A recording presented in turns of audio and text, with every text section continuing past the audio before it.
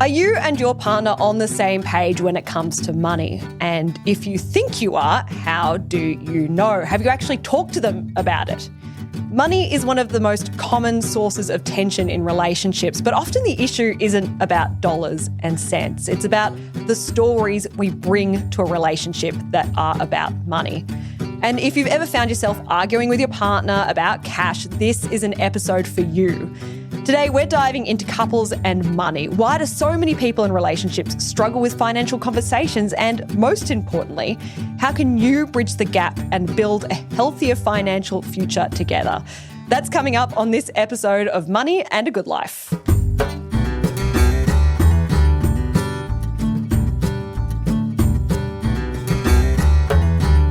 My name's Steph Coombs and I'm here with my co-host and the resident money expert, Ryan Watson. Hey, Ryan. Hi, Steph. How are you? I'm good. Great to be back.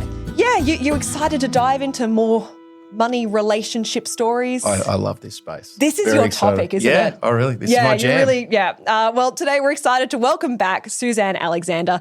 Suzanne is the founder of Mindful Finances and a certified financial coach, money mentor, and financial literacy advocate.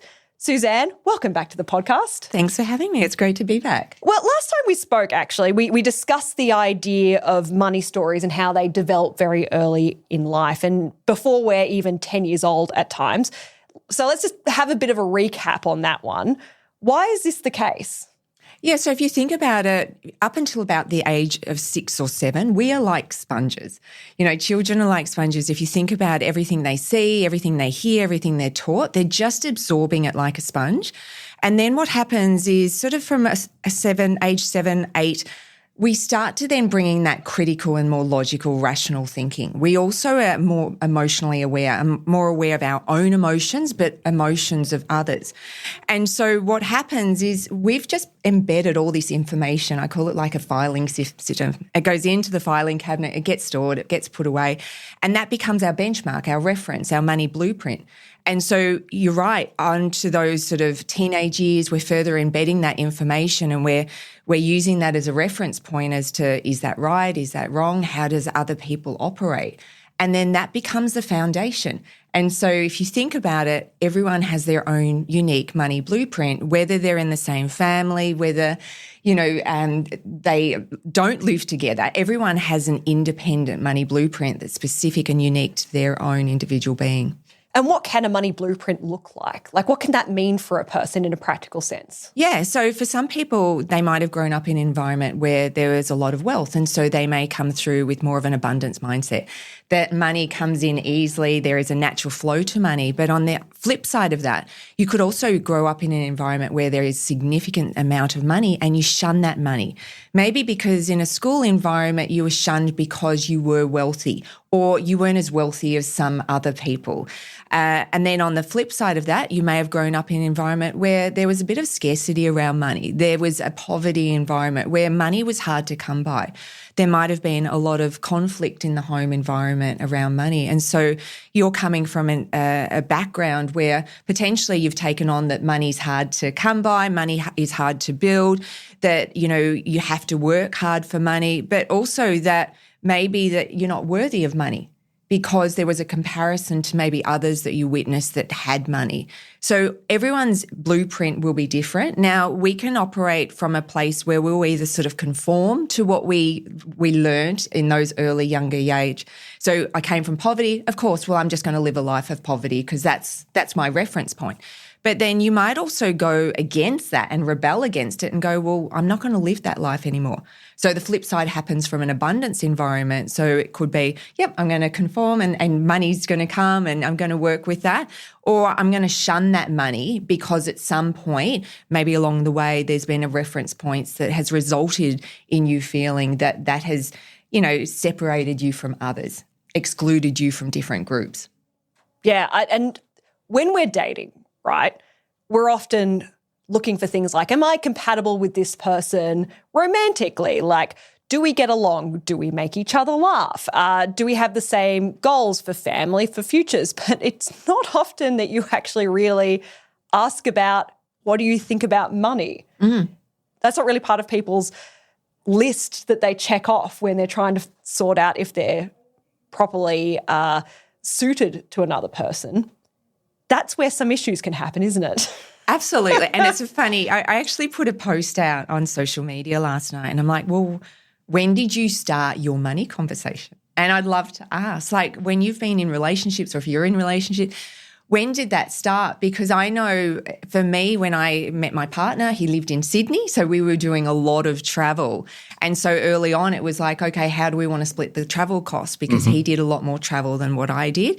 So that started the conversation. Then there was another level of conversation when he moved from Sydney down to Melbourne. And then, you know, it keeps evolving, but I'd love to know from your point of view, when did you start that money conversation? Yeah, for me, it's probably pretty early given the line of work I'm in. Suzanne, you know, when you say you run a financial planning firm or you're a financial advisor, you generally ask for tips. So whether that's in society, but particularly with, you know, a new partner or a girlfriend or something like that. So I'm going to say this probably on the first date, Steph. Really? See, I would say it naturally comes up. What do you do? What are you interested in? Yeah, and right. then the questions go from. It's not a conscious thing for me to bring it up, but you know, if someone was a teacher, you know, you would ask more about that. So when you're in money, I think invariably that's where the conversation leads. So, like, you know, what are your goals? Is that how it comes up? No, it probably starts with more things like how do you make it? What's the best tip? You know, you start with more of those probably superficial pieces around have you got a good stock tip or is there something like that or what's the secret or what's the hack? And then I'd probably get onto, you know, more of my hobby horses, Steph, around, you know, structure creates freedom and, you know, it's things like that as well. You got to spend less than you earn, things like that. It's amazing you're married.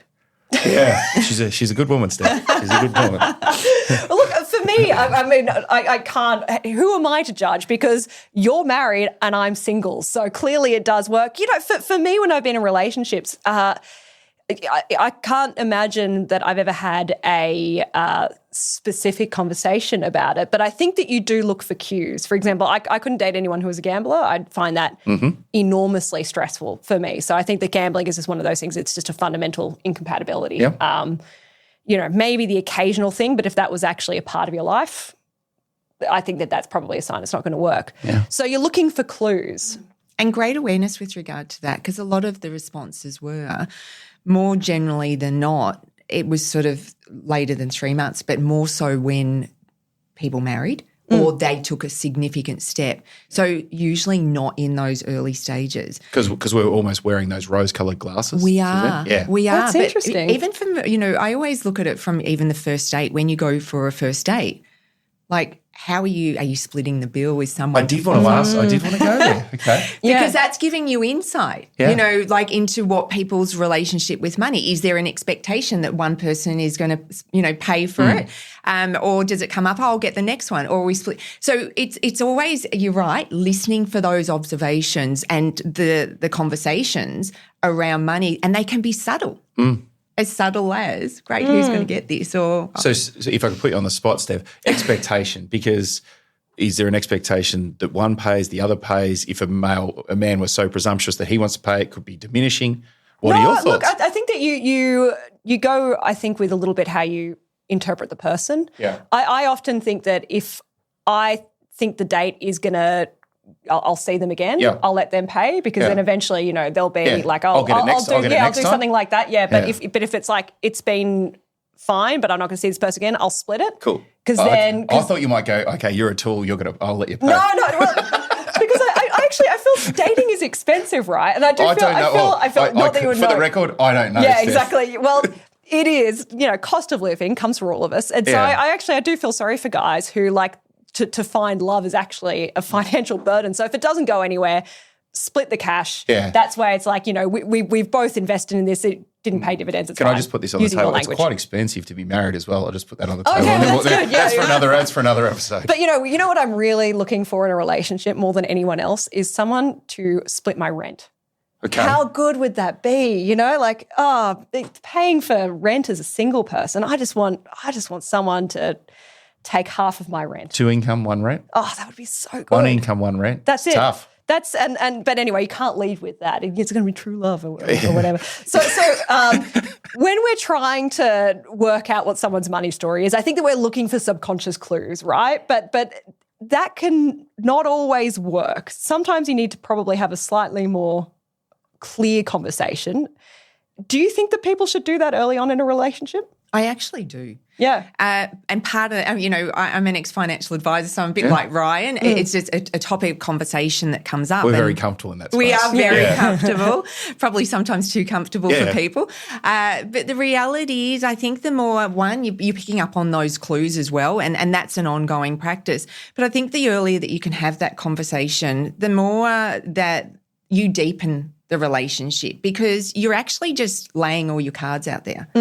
The more open that you are with regard to that, and sometimes there can be, I find it more so with women that there is a challenge with regard to having those conversations, because they can carry quite often a lot of, shame or guilt or fear, depending on the environment they grew up in, and also with regard to the expectation around what they think they should know about money. And, not always, but more often than not, what I've seen is that, the other partner is usually earning more. So suddenly they've gone into, well, how does this equal out if I'm only earning a percentage of what they're earning? So they don't know how to navigate that conversation. But I'm a huge advocate, and it doesn't have to go into straight away, what are you earning? It's more, it could be just that lighthearted, what was it like growing up? What's your relationship with money? It's interesting, Suzanne, you talk about those emotions with money and you talk about women. I do wonder, I do suspect that men have emotions around money, Absolutely. But they probably just don't own them. Absolutely. And one thing that I've seen with a lot of couples that I've worked with is usually either no one's taking charge of the money, or that, maybe it's the male that's taking charge, but then they'll come in and go, I don't want to be doing this by myself. And so when we start to give that language through the emotions, like how is it making you feel, and they can really express language, and then the other partner comes on and has never known this. They just assumed, well, especially if they've got a family, young family, it's like, oh, we'll just split roles. You'll just deal with the money. I'll deal.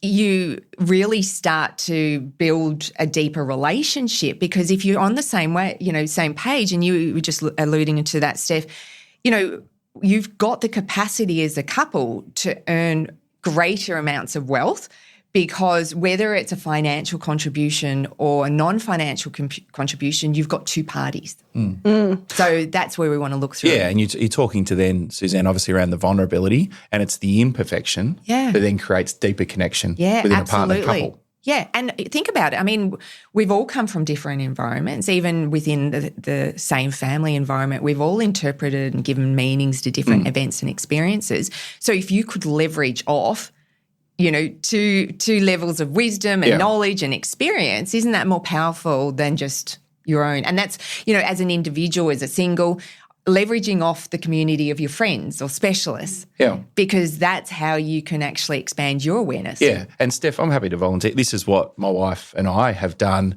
When we started our relationship about 10 and a half years ago, very early on, we got a financial advisor ourselves. So despite the fact I'm an advisor, I didn't want to play, that money heavy role or take on all that responsibility. Because my wife and I very much, opposites attract, creative versus, I suppose, the black and white version being me. So we found it really good, and to have those open conversations. And when we see our advisor, and we did about a month ago, that was the key thing that he did, was about asking the key questions and then letting the conversation flow from there.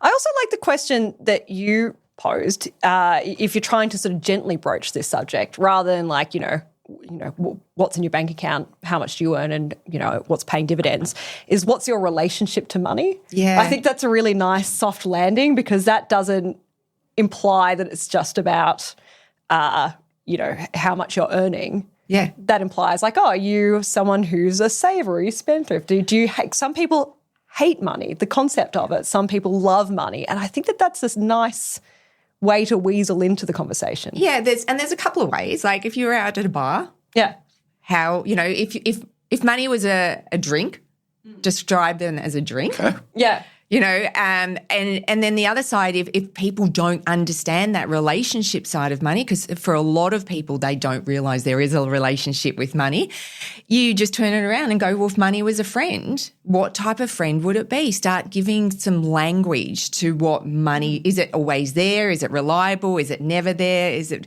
hard work? Like, we've spoken about this a little bit on the last podcast, but they're great segues where you're not delving into the numbers, which can be highly emotional or attach emotion to it. This is coming in lighthearted with a bit of fun. You can have a laugh about it, but that can actually step you into having more deeper conversations with money. If you found someone and they're perfect, you're 100% compatible, you've got all the same goals, whatever, but you do have different money stories or you do approach money differently. Maybe you found someone who's a spendthrift and you are someone who's a deeply concerted saver who's very anxious. Is that game over? No. Game over. Game over. Yeah. I'll say no, but it also depends. If you're prepared to do some work with regard to your relationship with money, a lot of the time the reason that there is dysfunction and disharmony in a relationship that's driven by money challenges, one is because lack of communication and lack of awareness of what that relationship is. Now, more often than not, our behaviours with money are driven by past events and experiences and the meaning that we give to money. So the more that we can understand that, and we can then bring a level of compassion, of empathy, of understanding to how that person operates, then you can start to structure the finances in a way that's going to be able to support that. So we talk about opposites attract. More often than not, I see that in relationships that opposites attract. One is a spender and one is a spendthrift.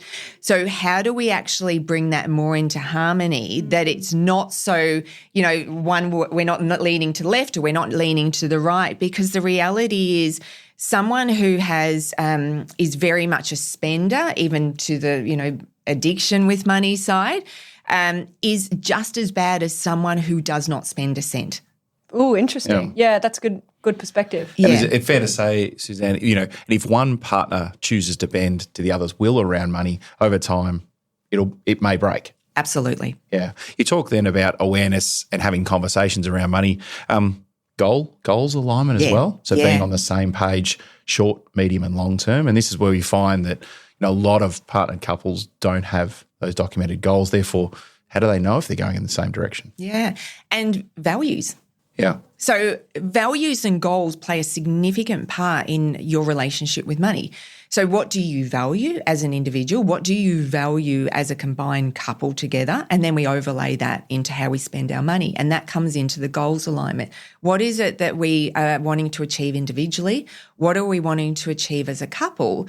Because if we're supporting each other, then we're going to move forwards. And then if we also have common goals that we're leaning into, what is our vision for the future, then we're on the same page. So we then start to build out a framework of, is this really supporting us to get to that greater vision that we've set with regard to the financial decisions that we've made? Now, there will potentially be, episodes along the way where we might, slip up, we might sabotage ourselves, but it's no different. Like if you're driving down the road and you get a flat tire, you're not going to get rid of the car. You're just going to replace the tire. Yeah. So we get back on board and we just go again. And we learn from that experience. Why is it that we fell off the bandwagon? Did I have a highly emotionally charged day where, I had a bad day at work, or we had, maybe a fight in our relationship? And so as a result of that, it's like, I'm going to prove to you, which what usually happens is you're reinforcing what they've just said, and I'm going to go and spend all the money. So with regard to that, you're right. The communication is understanding ourselves first of all, and then understanding what we want as a couple in terms of how do we perceive our lives in the future? Because you're building wealth for now, but you're building wealth for the future. In your line of work, how have you managed to bring these two disparate relationships to money together? Yeah, it's an interesting concept. So when I work with couples, the first session is always individual. We hold space for the individual to be able to unpack their money blueprint where they're not feeling as if they're being critiqued or criticised or judged by the other partner. And then we start to bring them together and we start So it's a working safe through. space. It is very safe space. There's no judgment expressed. I've heard so many things. You know, I've been in finance for over 18 years. Nothing shocks you? Nothing shocks me. Actually, one thing did, and that was when I was speaking to a lady and her partner had dementia. He opened 70 bank accounts, and 5 years later, she was still finding bank accounts he'd opened. That was the only thing I was shocking. really That's actually shocked about. Yeah, wow, okay, or surprised But about. obviously no malice. No, It was no just- malice it was whatsoever, just, unfortunately. But you're right. And so by holding that space and being able to really go deep into what has driven, they're really unpacking that money blueprint. For them, it's the realization of how they're operating and a new sense of awareness. And then we bring them together because they're already starting to have these conversations. Once we unpack the money blueprint, they're having those conversations in home. And the deeper awareness of how each individual is operating with money, but also the deeper awareness that they have for each other, the relationship takes on a whole new level. Suzanne, I'd love to get a greater sense of the feedback you get off the back of those first individual sessions and then into the partnered session. Yeah, it's really interesting because some people will say, oh, I knew that. And then when you start to look at it from a different angle, they're like, I think or I thought I knew it, but I didn't realise how deep that was impacting how I was spending money. Had a bit of a financial blind spot. Yeah, so there's like a level of awareness, and they know they're sort of operating in that way. They just don't know that, one, they can change that and how to change that. And then also when we start to unpack their money blueprint, it's going back, because we go back to childhood with regard to that. What are those events and experiences that have happened? And events and experiences that they thought had nothing to do with money, and usually that's the way, are the events and experiences that are dictating the decisions they're making today. And I imagine there's such a weight off their shoulders. It's huge because so often we think it's our fault. Yeah. And more often than not, it just isn't. And, you know, especially from a young child, and that's why I say it's usually not a money, it has nothing to do with money, but something might have been said or they might have witnessed something and then interpret that in a certain way. Someone that's come from a level of poverty and now spends in a way that they will only buy brand name fashion because of some of the bullying that they were up against in schools. And so starting to be aware of that, and now in adulthood realising that what they're playing out is something that impacted them in childhood. So it's been going for 20, 30, 40 years. The power of understanding. Power of understanding. So now they're able to take back charge and go, well, really, is this serving me now and is this serving me in the future? Does this save relationships? I believe it definitely contributes to relationships. I've had a lot of couples come in and there's been a lot of, stress and anxiety and frustration. And by the end of the time of working together, it's just like a whole new, it's like they're back in honeymoon mode for some. I mean, look, there will always be other factors that are going on that I don't, address as a money coach. But definitely the money side is usually one of the biggest factors that is coming up as a disharmony in the relationship. Well, you look at the two key triggers to divorce, infidelity and money by far. Yeah. Is there a age bracket where this affects people more than others? I don't believe so. I have couples that are ranging from their 20s through to couples that are in their 50s. Yeah, right. And so it doesn't matter. It's more just when I believe with the younger couples, they're more financially aware because there's so much online. So they really want to delve in and make sure that they're setting themselves up right from the start. With, older couples, it's things aren't working or they're coming to that stage in their life. They're going, well, retirement is hopefully around the corner. Yeah. But if we don't start making some shifts in how we're operating with money, that is going to be extended out. So they'll come in and start to address that and not realise there's so much that when we start to unpack your money story, your money blueprint, it impacts so many areas of your life, your health, your relationship, your ability to build wealth for the future. And so it does have a significant impact on where they are as an individual, but as a couple. If someone's listening to this and they're like, okay, I actually need to have this conversation with my partner, how do you start what can be an uncomfortable or a difficult conversation? Yeah, start by going back to those questions. If money was a friend, what type of friend would they be? Or the drink one, because we want to come in with a lighthearted. Yeah. Then delve into, well, what was the money environment like growing up?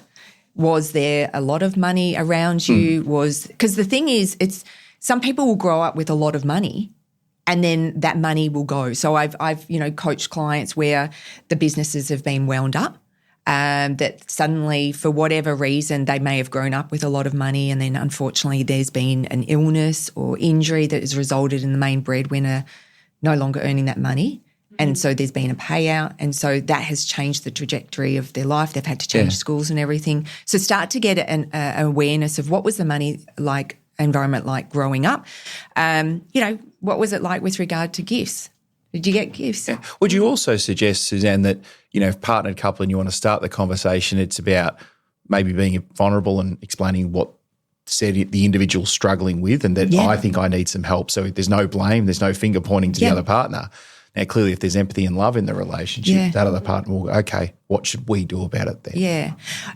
Definitely, it plays a factor with regard to saying, if you can say what's challenging for you, that will come up, and bringing some lightness to the conversation as well at the initial stage, because you're right, there is a level of vulnerability and you've got to have that level of trust with your partner as well. If that's not there, you're not going to open up. Yep. So absolutely, if you can come in and maybe it's some challenges you're having personally with your own relationship with money, before you jump into I'm observing. Yeah, so clearly no blame and no finger pointing. In terms of things, what not to do, they'd probably be two of the key absolutely. ones. And more often than not, with what I witness with couples, whilst you think you might be great with money and there'll be a level of that, the reality is you're both contributing to this dynamic with money. So there's usually some tweaks or changes that need to be done on both sides. It's not about blaming the other person. It's about also looking at, well, how am I operating with money? Could I be operating in a better way? Because also when we start to change our habits and behaviours, usually what will happen is those around us will as well. There's an element of personal leadership in that, right? So taking responsibility, creating some change, and a love partner, it's interesting what they'd observe and they'd be willing to do. You might see that through nutrition or training more and stuff, like one partner starts to get a bit fitter or the other not falls into line, but they see that as a great example. Yeah. Absolutely, yeah. What happens if a difficult conversation unearths maybe some unhealthy money habits that the other person might not know about? I think that's more common than I think we'd like to believe, that there's hidden debts, there's gambling problems. What's the next stop there? Yeah, absolutely. Again, coming in with compassion and empathy. A lot of the time, these addictive behaviours or challenging behaviours are coming from past events and experiences. And so usually it is starting, the conversation we've just had, but also I would be seeking out support. So whether that's with financial coach, financial therapist, it might be a psychologist, a psychotherapist, it might be seeking out to Gamblers Anonymous, any of those support groups that can really start to have these conversations, because money isn't emotional. It's the emotion that we give money. It's the meaning that we give to money that makes it highly emotionally charged. And so what is happening is something is going on internally that is being expressed with money. So if there's a gambling behaviour, it could be anything. It could be that it's an expression of trying to get rid of money because maybe they don't feel worthy of having money. It could be that they grew up in an environment that was considered normal and it's just got out of control because maybe they don't have boundaries in place or they don't have a way of being able to manage their money. So a lot of people just assume that they should know how to manage money. And I think, Ryan, you can agree with this. We aren't officially taught. So it's a good way to go in and go, well, is the way that I'm operating with money a healthy way? Yeah. And Steph, we've touched on, today around the gambling. I think this is the silent killer. We've got future generations that gambling's just being normalised. Now, I don't mind a punt. I had a couple of small shares in Racehorse, right? So I don't mind it. But the amount, how prevalent it is through all types of sports and race and everything, it is just normalised. And it used to be about a scoreboard. Now it's about the odds of winning and losing. So it's really interesting. It's not interesting. It's I fear for genuinely where it will end up for generations to come. Oh, without a doubt. I mean, and I think that often it's something that you can do a little bit like secretly on your phone. It's not necessarily as obvious. You don't have to walk into a TAB anymore. Yeah, exactly. Yeah. So like I think that people can have little sneaky gambling habits that the other person might not know is happening. Have you found that there are sometimes one partner who's managing the money and has an oversight and is not being fully honest with the other person about what their financial situation is? Is that something you come across? I wouldn't say it not being fully honest. I would say that they've just fallen into habits or ruts, and that's just the way that it's worked. You know, what we did see, particularly during COVID, you know, for clients that we coach through cash flow, is a lot more gambling during the day. Really? A lot more deposits, a lot more gambling. That was something that we saw a lot of. So I wouldn't say those people are in dishonest relationships or anything like that. It became a crutch at a very challenging time. Hence my stated fears around where we can end up in that space. I think what this really shows is it's good for both people in the relationship to be across the money. I mean, like if you've got your own separate account, as we've spoken about, and you have how much money you're allocated and you want to spend a portion of that to gambling each week, you know, I think that's fine. Gambling, Amazon, whatever Temu, whatever your thing is. Right. I think that's a reasonable, you know, if you have an allocation and you're staying within that allocation, that's fine. But I think that there's a lot to be said about both couples being involved on some level in the money, because then you won't have any big, scary, nasty shocks. Shared responsibility, right, Suzanne? Yeah, it definitely has to come back to shared responsibility. And this is usually what happens when couples come to me. You know, it's either one party or neither party is really showing up with regard to money. And so when we get them on the same page, because at the end of the day, whether there's a financial contribution or not, you as a couple, you should be involved in the money decisions.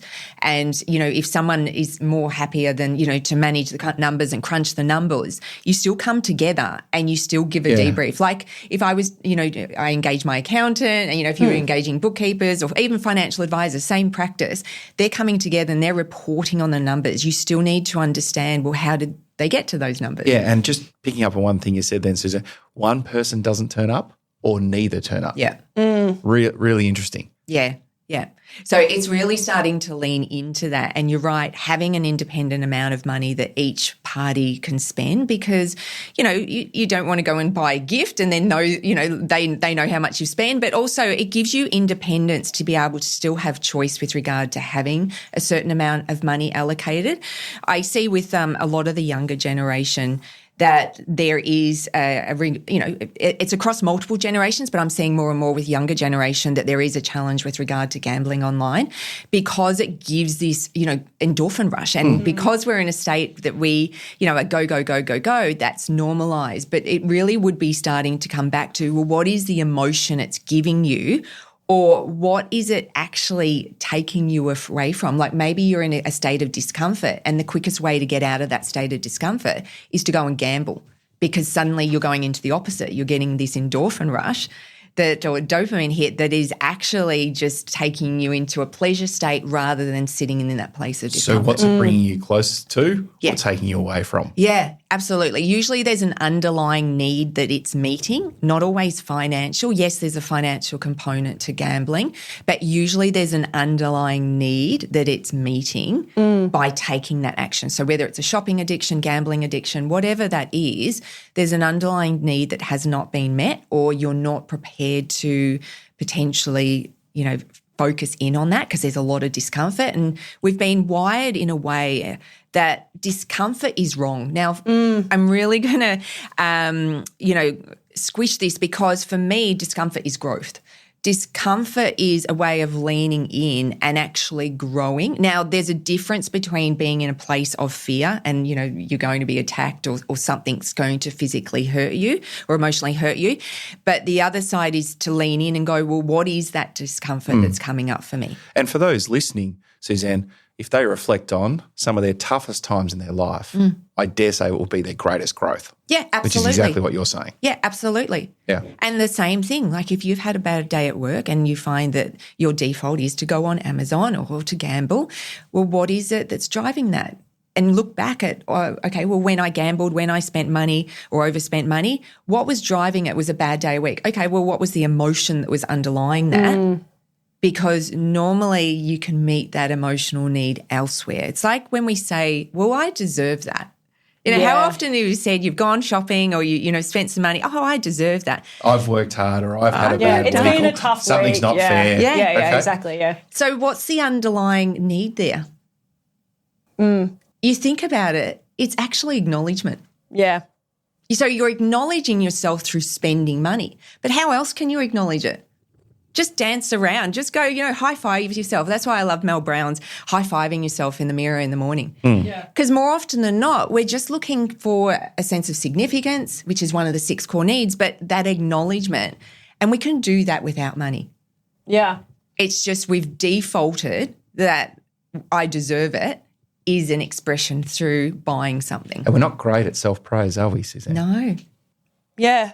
And it's something as well we've been kind of conditioned to do too. So I'm sympathetic with people who was like, a little treat, because that's been the marketing message for, decades now. Well, certainly as Australians, we're not designed to shout our own triumphs from the rooftop, are we? No, it's all poppy, but right? yeah. So it's inverse in Australia. Yeah, so it's like, a little treat because I've been so good or something like that. But yeah, I understand that. I think so much of this is just whether it's you solo or you with a partner is making the subconscious conscious, just paying attention. And, I think with anything in your life, the more you notice it, the more you'll realise what is driving your behaviours. But if you have an unhealthy relationship with money on any level, I think that just shoving it down and trying not to think about it is kind of the worst thing you can do. Yeah, and it's exactly the reason why we go back to the deeper beliefs, the money blueprint, to unpack. Because if you don't, you'll continue to sabotage. Because if you're not aware of what's driving the sabotaging patterns, then how can you really evoke change? And more often than not, you can think, oh, well, I've done that. But you're right, when you're in a heightened emotional state, all of that subconscious patterning will start to play out. So the big takeaway is that you can change your pattern, your money blueprint, your money story, but you first have to start unpacking and exploring it.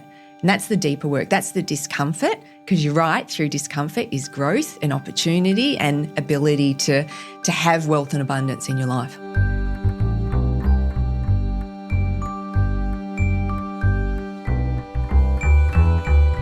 Beautiful. Suzanne, I think that there's an enormous amount there that people listening can take away. If you enjoyed this episode, we do have another episode with Suzanne, which just talks about money stories more generally. So do make sure you check that out.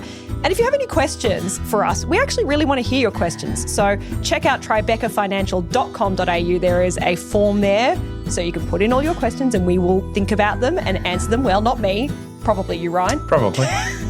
I could answer them. I don't know if they'd be the right answers. Hey, we'll see. We'll see. Yeah, Stay tuned. Stay tuned, but you do have to put a question in first. Again, thank you so much, Suzanne. That was really informative. You're welcome. Thank you. And if you like chats about money that aren't just about what's in your bank account, make sure you do follow this podcast wherever you're listening now, and we will see you next time.